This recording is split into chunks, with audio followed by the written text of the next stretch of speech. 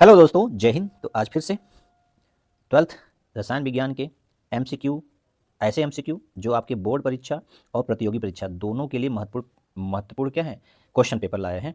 तो आज practice number 5 में आज मेरे नज़रिए से महत्वपूर्ण क्वेश्चन है। इस प्रश्न को मैंने जब देखा तो बहुत मैं खुश हुआ कि जब फ्रेमिंग ऐसे क्वेश्चन किया जाता है तो एक तीर तीन निशाना लग जाता है, दो निशाना नहीं, तीन निशाना। तो कैसे तीर तीन जगह निशाना लगा सकते हैं?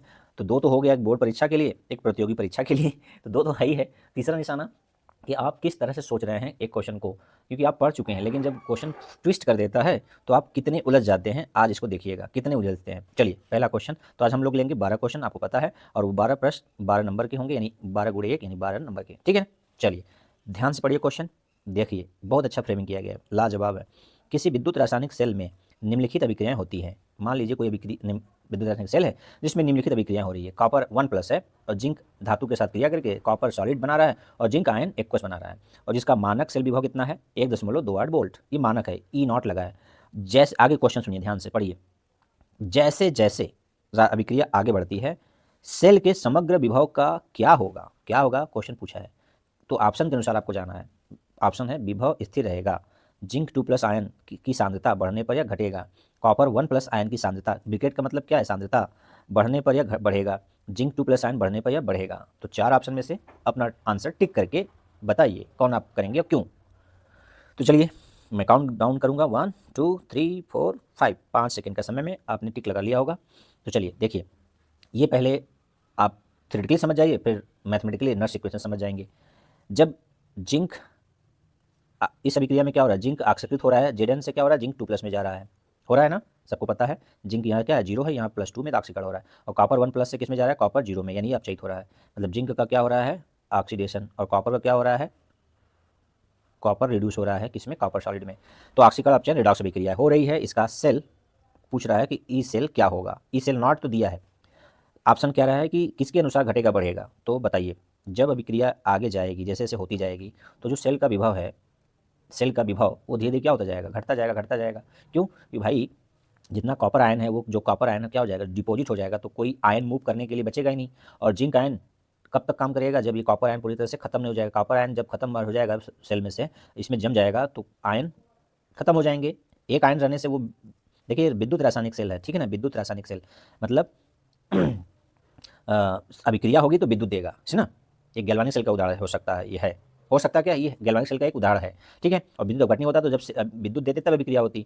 तो ये कॉपर आयन जब जैसे जैसे जैसे क्या होता जाएगा, घटता जाएगा, वैसे वैसे ई सेल क्या होता जाएगा, घटता जाएगा। यानी कॉपर आयन का घटना और ई सेल का घटना, लेकिन कहीं दिया है कॉपर आयन घटना, नहीं दिया है। अब चलिए तो जिंक आयन को देखते हैं। जिंक आयन जैसे जैसे बढ़ता जाएगा, जिंक आयन जैसे जैसे बढ़ता जाएगा, वैसे वैसे ई सेल क्या होता जाएगा, घटता जाएगा। यानी यहाँ पर ऑप्शन नंबर क्या देखेंगे, जिंक आयन बढ़ने पर या घटेगा, ऑप्शन नंबर बी करेक्ट हो जाएगा। जिंक आयन बढ़ेगा तो ई सेल क्या होगा, सेल का विभव घटेगा, ठीक है ना। और क्लियर।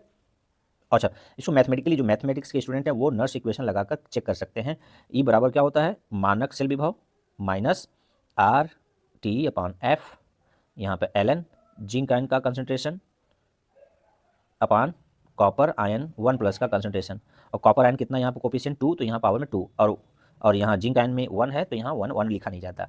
तो इसमें इस फार्मूले से भी आप मैथमेटिक्स वाले कि यहाँ पर लॉग है, नेचुरल लॉग है और माइनस है, तो इसका इन दोनों के साथ क्या रिश्ता है।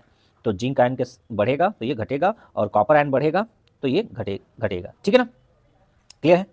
मैं फिर से बता दूँ, ये बढ़ेगा तो ई सेल घटेगा, लेकिन कॉपर आयन घटेगा तो ये घटेगा, ठीक है ना, मतलब विपरीत संबंध है। चलिए अगला क्वेश्चन। एक ही क्वेश्चन में 5 मिनट लग गया, कोई बात नहीं, लेकिन आपको आ तो गया। चाहे ऐसे कुछ भी लगा जाए, जो ऑक्सीकृत होगा उसकी सांद्रता बढ़ेगी तो ई सेल क्या होगा, घटेगा, बस इतना याद रखना है। चलिए next question. Titanium 3+, chromium 3+, iron 2+, निकल 2+ आयनों में से जली विलयन में सर्वाधिक स्थायी आयन कौन है, सर्वाधिक स्थायी आयन कौन है। और इसके परमाणु क्रमांक भी आपके सामने दिए हुए हैं। टिटेनियम का 22 होता है, क्रोमियम 24, आयरन 26, निकल 28। तो पहले आप ध्यान रखिए कि जिस पर एक ही आवर्त में जब तत्व हो, तो 21 आवर्त के हैं, चौथे आवर्त के हैं, और एक ही सीरीज 3D सीरीज का लीजिए चौथे आवर्त। और आवर्त में बाएं से दाएं जाने पर क्या होता है, आवर्त में क्या होता है, आवर्त में लेफ्ट टू राइट जाने पर क्या होता है, लेफ्ट टू राइट जाने पर परमाणु त्रिज्या, रेडियस क्या होता है, परमाणु त्रिज्या घटती है, चाहे वो आयनिक त्रिज्या होगी तो भी और परमाणु त्रिज्या तो भी। तो आपको पहले पता होना चाहिए। तो टिटेनियम, तो क्रम क्या है, टिटेनियम 22 है, फिर क्या है क्रोमियम है, फिर क्या है आयरन है, फिर क्या है निकिल है, ये क्रम है। लेकिन अब ये आयनिक फार्म में है। आयनिक फार्म मतलब टिटेनियम 3+ वाला है, ये 3+ वाला है, और ये सब 2+ वाले हैं। तो त्रिज्या इधर से इधर घटती है ठीक है, लेकिन 3+ वाले ज़्यादा छोटे होते हैं 2+ वाले की तुलना में। तो 2+ वाले को हटा दीजिए पहले दिमाग से, 2+ वाले हटा दीजिए। अब आते हैं 3+ वाले। 3+ वाले में ये बाएं साइड होगा, उसके बाद क्रोमियम आएगा। तो क्रोमियम की साइज़ क्या होगी, छोटी होगी, यानी टिटेनियम 3+ आयन बड़ा होगा और क्रोमियम 3+ आयन छोटा होगा। और जो छोटा होगा वो ज़्यादा जलयोजित होगा, जो छोटा होगा जिसकी त्रिज्या कम उसका हाइड्रेशन एनर्जी ज़्यादा। तो जो जल के साथ अधिक स्थायी कौन बनाएगा, जो छोटा होगा। तो यहाँ पर जली विलयन में क्रोमियम 3+ सबसे ज़्यादा स्थायी होगा। कंसेप्ट सीख गए ना, क्या सीखना है, जली विलयन में वो ज़्यादा स्थायी होते हैं जिसकी त्रिज्या कम होती है, वो जली योजन ज़्यादा करता है, ठीक है ना, ये कंसेप्ट है। तो सबसे छोटा ही क्रोमियम है, इसलिए ज़्यादा स्थायी जली विलयन में होगा। नेक्स्ट क्वेश्चन, इसलिए मैं बोल रहा हूँ कि आज के जो क्वेश्चन है बहुत इंपॉर्टेंट, मुझे खुश कर दिया है। आप कितने क्वेश्चन इसमें से कर पाएंगे आप बताइएगा, जरूर जरूर करिएगा इस क्वेश्चन को। मैं क्वेश्चन छांटने में बनाने में सब 2 घंटे लगते हैं, और आप 12 मिनट में मैं आपके सामने पेश करने की कोशिश करता हूँ, 12 क्वेश्चन 12 मिनट में। और ये 12वीं क्लास और 12वीं के बाद कंपटीशन एग्जाम दोनों के लिए इंपॉर्टेंट है, ये आप बात को समझ लीजिएगा, मेरा एक्सपीरियंस है। तो मेरा एक्सपीरियंस आपके लिए काम है, ये मैं कोशिश कर रहा हूँ। हाफमैन ब्रोमाइड निम्नीकरण अभिक्रिया निम्नलिखित में से किसके द्वारा दी जाती है। तो आप पढ़े होंगे ना, तो जल्दी से बताइए। RNO2, RNH2, RCH2NH2, RCONH2, ये एल्किल नाइट्राइट, ये नाइट्रोएल्केन, एमीन, ये भी एमीन है, और ये एमाइड है। तो निम्नीकरण में क्या होता है, CO2 निकलता है, एक कार्बन कम हो जाता है, एक कार्बन क्या हो जाता है कम, ब्रोमाइड, और बनता क्या है, एमीन बनता है। कौन सा एमीन, प्राइमरी एमीन बनता है। तो जल्दी बताइए, किसको करने पर, एमाइड को करेंगे किसके साथ, NaOH, और किसके साथ, ब्रोमीन वाटर के साथ रिएक्शन कराएंगे तो क्या बनेगा, प्राइमरी एमीन RNH2। तो ये घटना क्या कहलाती है, क्या कहलाती है, हाफमैन ब्रोमाइड। तो क्या होगा, कौन देगा इसमें से, amide. Option number D correct हो जाएगा, ठीक है। चलिए नेक्स्ट, हेनरी स्थिरांक KH का मान होता है, क्या होता है, ऑप्शन के अनुसार जाएंगे ना आप। उच्चतर विलेयता वाली गैसों के लिए बृहत्तर, बृहत्तर का मतलब यहाँ पर है अधिकतम, बृहत्तम शुद्ध ज़्यादा हिंदी कर दिया, अधिकतम। निम्नतर विलेयता वाली गैसों के लिए बृहत्तर, सभी गैसों के लिए स्थिर, गैसों की विलेयता से संबंधित नहीं है। तो KH का मान इन चारों में से किससे संबंधित है, जल्दी बताइए। 1 2 3 4 5, चलिए 5 के बाद मेरा ऑप्शन बताने का आ जाता है। KH का मान जितना कम रहेगा, विलेयता सॉल्युबिलिटी उतना अधिक रहेगा, और इसी का उल्टा KH जितना ज़्यादा रहेगा सॉल्युबिलिटी उतना ही कम रहेगा। यानी एक दूसरे के क्या है, उल्टा कर लीजिए, क्या कर लीजिए, inversely proportional, KH inversely proportional solubility. किस में दिया है वो जान लीजिए। तो किस में दिया है, ऑप्शन नंबर बी देखिए, निम्नतर विलेयता वाली गैसों के लिए बृहत्तर मतलब अधिकतम, जो KH का मान, जो विलेयता कम रहेगी तो KH ज़्यादा रहेगा, यही है ऑप्शन नंबर बी में दिया है, ठीक है। ओके, 5वां क्वेश्चन, फिर से इंपॉर्टेंट क्वेश्चन, क्या है, निम्नलिखित कार्बोहाइड्रेट की हार्वर्ड संरचना में विभिन्न कार्बन परमाणुओं को संख्यांकित किया गया है, एनोमरी कार्बन को किस संख्या से संख्यांकित किया गया है। तो आप देख रहे हैं संरचना, ये ग्लूकोज का है, और उसमें पूछ क्या रहा है, एनोमरी कार्बन को किस संख्या से, नंबरिंग दिया गया ना, 1 2 3 4 5, और यहाँ क्या हो जाएगा 6, 6 कार्बन है। और बताइए एनोमर कार्बन कौन होता है। तो पहले ही बताइए संरचना जो है ये कैसा है, ये है बीटा डी ग्लूकोज है, ये क्या है, बीटा डी ग्लूकोज है। और इसी का अल्फा डी ग्लूकोज बनाते तो OH कहाँ होता है, OH नीचे होता है और H ऊपर होता है, इसी कार्बन से लगा हुआ, ठीक है ना, इसी कार्बन से लगा हुआ। तो ये क्या हो जाता, ये हो जाता अल्फा डी ग्लूकोज। तो अल्फा डी ग्लूकोज और बीटा डी ग्लूकोज आपस में कैसे हैं, एनोमर हैं, क्या है, एनोमर।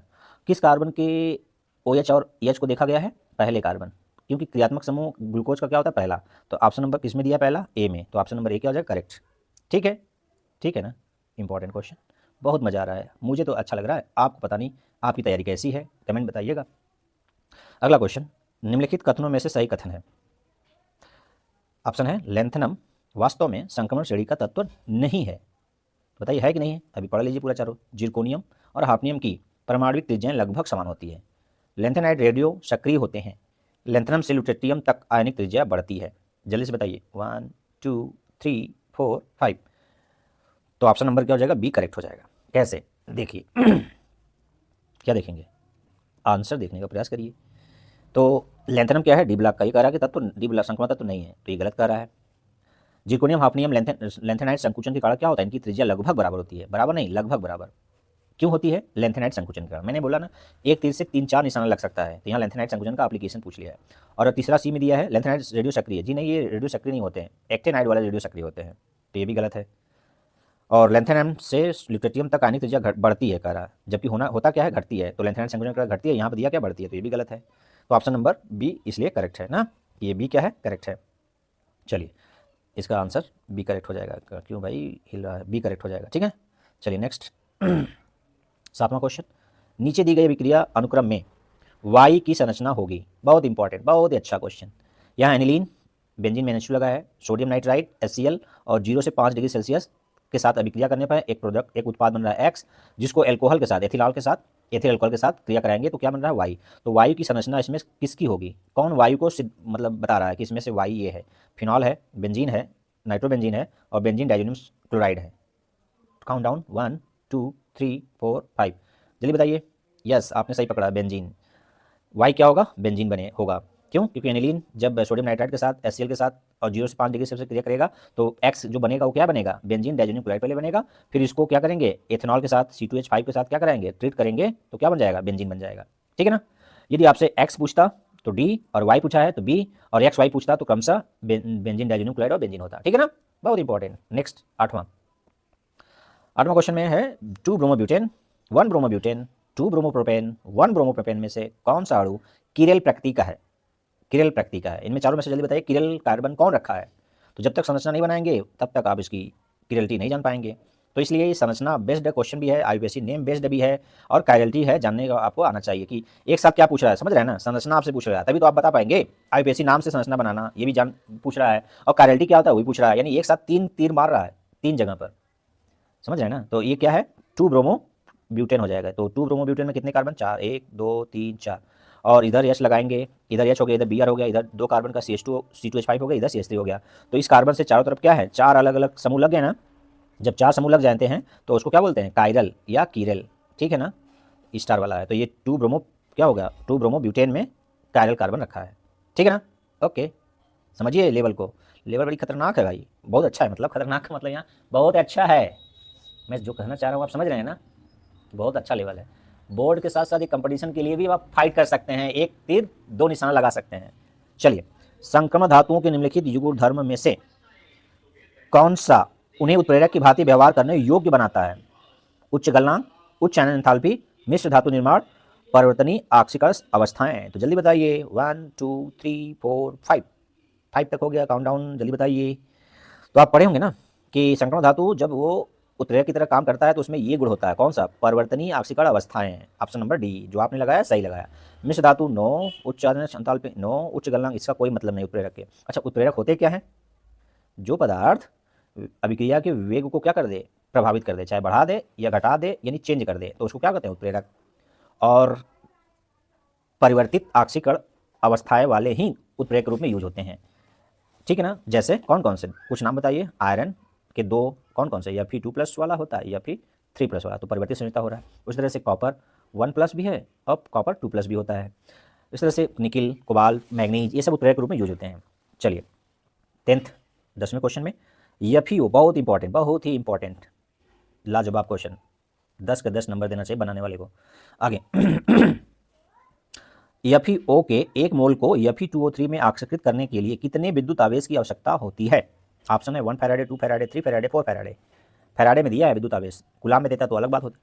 तो आप देखिए क्या देखेंगे, ये देखिए कि FeO फेरस ऑक्साइड किस में बदल रहा है, Fe2O3 फेरिक ऑक्साइड में। तो जब फेरिक ऑक्साइड बदल रहा है तो ऑक्सीकरण संख्या में कितना परिवर्तन हो रहा है, तो FeO में +2 है, यहाँ पर इसका क्या है +3 है। तो +2 से किस में बदल रहा है, +3 में। कितने इलेक्ट्रॉन लॉस कर रहा है, ये 1 इलेक्ट्रॉन लॉस कर रहा है प्रति परमाणु। लेकिन यहाँ पर ध्यान दीजिएगा, कहाँ पर, जब यहाँ पर कुछ नहीं लिखा है तो ये 1 मोल होता है, कितना मोल, 1 मोल। तो 1 मोल आयरन +2 से 1 मोल Fe2 में जा रहा है तो कितने बदल रहा है, 1 मोल इलेक्ट्रॉन लॉस करके +3 में बनाएगा। मेरी बातों को ध्यान सुन लीजिए, फिर से सुन लीजिए। FeO के 1 मोल को Fe2O3 में, तो FeO +2 से कहाँ जा रहा है, Fe2O3 में जब जा रहा है तो यहाँ पर इसका ऑक्सीकरण संख्या +3 हो जा रहा है। तो सीधा सीधा याद रखिए कि 1 मोल आयरन 2+, जब 1 मोल Fe3+ में जा रहा है तो 1 मोल इलेक्ट्रॉन लॉस करेगा, क्योंकि Fe2+ से Fe3+ में जाने में 1 इलेक्ट्रॉन लॉस कर रहा है 1 परमाणु। तो 1 मोल रहेगा तो 1 मोल इलेक्ट्रॉन लॉस करके जाएगा। तो एक मोल किसके बराबर होगा, 1 फैराडे के बराबर होता है। एक मोल किसके बराबर, 1 फैराडे के। और कूलाम में पूछता तो 96,500, यानी 1 मोल इलेक्ट्रॉन पर जो आवेश होगा वो 1 फैराडे के बराबर होता है, और 1 फैराडे किसके बराबर होता है, 96,500 कूलाम के, तीनों आपस में बराबर। तो ऑप्शन फैराडे में दिया है, तो ऑप्शन नंबर ए करेक्ट हो जाएगा। ठीक है, चलिए 11वां क्वेश्चन पढ़ लीजिए, लेकिन क्वेश्चन का आंसर आप जरूर कमेंट में लिखिए, क्योंकि ये प्रश्न मैंने पिछले प्रैक्टिस सेट में बताया है। यदि आप वीडियो देखे होंगे तो प्रश्न आपको उत्तर याद होगा, नहीं देखें तो जाइए देखिए, फिर यहाँ पर भी वही सेम क्वेश्चन रिपीट हुआ है। एल्कोहलों के सांद्र H2SO4 के साथ गर्म करने पर एल्कीन बनती है। अभिक्रिया का प्रथम चरण है, कौन सा प्रथम चरण होगा, कार्बोकैटायन का बनना, एस्टर का बनना, एल्कोहल अणु का प्रोटोनीकरण और जल का विलोपन। ठीक है ना, तो इन चारों में से कौन सा पहला स्टेप आता है, पिछला वीडियो देखोगे तो याद हो गया, नहीं देखे हैं तो जाके देखिए, और इसको आपको इसका आंसर आप खुद स्वयं आंसर कमेंट बॉक्स में लिखें, खोज कर लिखें, यदि नहीं पता है तो। एल्कोहल चैप्टर में जाइए, चाहे वहाँ से पढ़िए चाहे वीडियो में से जाइए, आपको आना चाहिए। लास्ट क्वेश्चन, अच्छा क्वेश्चन, एप्लीकेशन लेवल का है। पॉलीहैलोजन यौगिक का उद्योगों और कृषि में व्यापक अनुप्रयोग है, सही कह रहा है। DDT भी एक अत्यंत महत्वपूर्ण पॉलीहैलोजन यौगिक है, ये भी सही कह रहा है। यह है एक क्या है, ग्रीन हाउस गैस है, उर्वरक है, जैव निम्नीकरण कीटनाशी है, अजैव निम्नीकरण कीटनाशी है। तो चारों ऑप्शन में से जल्दी बताइए क्या है, आप लगाएंगे 1 2 3 4 5। तो आपने क्या लगाया, ऑप्शन नंबर डी को, गजब, आपने सही लगाया है। कैसे, क्योंकि ये तो ग्रीन हाउस गैस है नहीं, लगाए उर्वरक है नहीं, पहले कीटनाशक है। अब कीटनाशी में कौन सा कीटनाशी है कि इसको बैक्टीरिया या वायरस या फंजाई इसको नष्ट कर सकते हैं क्या, जी नहीं। तो जिसको नष्ट नहीं कर सकते हैं उसको बोलते हैं अजैव निम्नीकरण, मतलब जो सूक्ष्म जीव इसको अपघटन नहीं कर पाएंगे तो उसको बोलते हैं अजैव निम्नीकरण। यदि कर पाते तो जैव निम्नीकरण, तो ये अजैव निम्नीकरण है, इसलिए ये साइड इफेक्ट करता है। यूज कहाँ करते थे, मच्छर को मारने के लिए कीटनाशक के रूप में यूज किया जाता था, कीटों को मारने के लिए कीटनाशी है, लेकिन ये न बैक्टीरिया इसको सड़ा पाता है, न वायरस इसको सड़ा पाता है, न फंजाई यानी सूक्ष्म जीव इनको सड़ा नहीं पाते, इसलिए क्या है, अजैव निम्नीकरण कीटनाशी है। क्लियर है, इसका पूरा नाम पिछले वीडियो में बताया था, डाइफेनिल ट्राइक्लोरोइथेन। किससे बनाया जाता है, कमेंट बॉक्स में लिखिएगा कि ये DDT किससे किससे अभिक्रिया करके बनाया जाता है। ठीक है, तो आज के लिए 12 क्वेश्चन, 11वें का आपको आंसर बताना है। 10वां क्वेश्चन इंपॉर्टेंट क्वेश्चन, ये भी इंपॉर्टेंट, हालांकि ये सबसे इंपॉर्टेंट, सब इंपॉर्टेंट क्वेश्चन आज के लिए गए थे, इसलिए मैं बहुत खुश हुआ था आज के सेटिंग वाले पर। तो वीडियो कैसा लगा, कमेंट बॉक्स के लिए, कमेंट बॉक्स इसीलिए बनाया गया कि तो आप सजेशन दे सकते हैं, कुछ पूछ सकते हैं, और मेरा सजेशन ये है कि ये वीडियो उन बच्चों तक, उन स्टूडेंट तक जरूर पहुंचाइए जो बोर्ड परीक्षा दे रहे हैं या प्रतियोगी परीक्षा में सम्मिलित हो रहे हैं। ये 2 in 1 है, तो मेरा मेहनत उनके लिए है, उन स्टूडेंट के लिए है जो इस समय इसकी तैयारी कर रहे हैं, परीक्षाओं की तैयारी कर रहे हैं। तो आज के लिए इतना ही, फिर मिलते हैं अगले वीडियो में ऐसे ही कुछ क्वेश्चन के साथ। तब तक स्वस्थ रहिए, क्या रहिए, स्वस्थ।